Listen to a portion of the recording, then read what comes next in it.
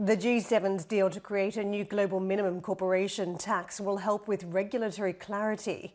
EY Global Chairman and CEO Carmine Di Sibio has told CNBC in a special First On interview. Speaking to me as part of the company's World Entrepreneur of the Year event, he also said the agreement may look different once it's actually adopted. Well, I think the arrangement is significant. It's certainly something that the seven countries have pulled together on. It does mark a different view from several of the countries, in particular the U.S., who is much more willing to work with its G7 counterparts, its G20 counterparts on really establishing a global framework around tax. But the issue is, Karen, that this is really an agreement and a framework, but really the devil's in the detail. And all this has to happen in terms of laws have to be enacted in each country. And I think many countries are going to really look to see whether this is a reality in some of the bigger countries, in particular in the US, where there's a divided Congress. And is this agreement really going to be a reality? Now, from a business perspective, I think many of the large multinational corporations would say, if this is the case, it's fine because it gives them consistency. It gives them, something that they can count on as opposed to a lot of uncertainty. It gives them certainty. So that part I think could work. And also from a U.S. multinational perspective, in particular tech companies, there's been the threat of a digital tax, and this would supplant that threat.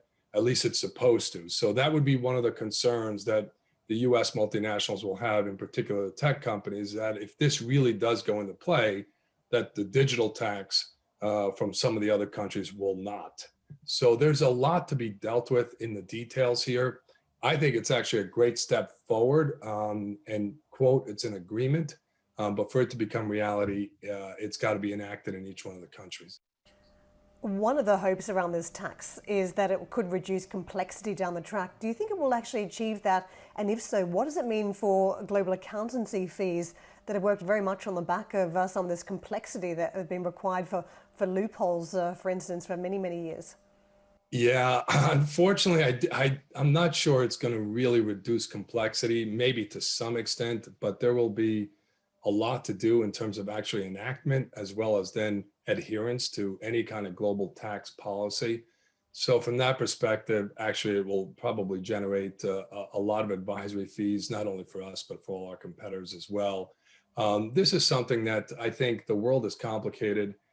Tax and making sure that tax is fair across the world will always be complicated, no matter how much we try to simplify it, because it's not easy to have a system that's really fair. So even this agreement, there are countries that are, that have very low tax rates today. How are they going to fit in? So there's a lot to do going forward. So it's, I don't think it's going to really impact the accountancy fees as much as maybe people think. I also asked Di Sibio for his view on concerns about a recovery-driven liftoff in inflation.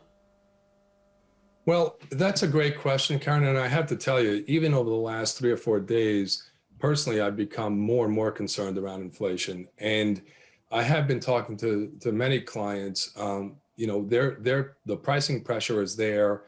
Raw materials are more and more expensive. Now, some people would say it's only in certain sectors, but it seems to be broadening from all the clients I talk to. In particular, construction and raw materials, prices are really through the roof, and there's real short supply. Now, some of that people think is short term, which might be the case, but that seems to be building from the clients I talk to. So I am much more concerned about inflation, in particular in the U.S., over the last 4 to 5 days in talking to clients than I had been before.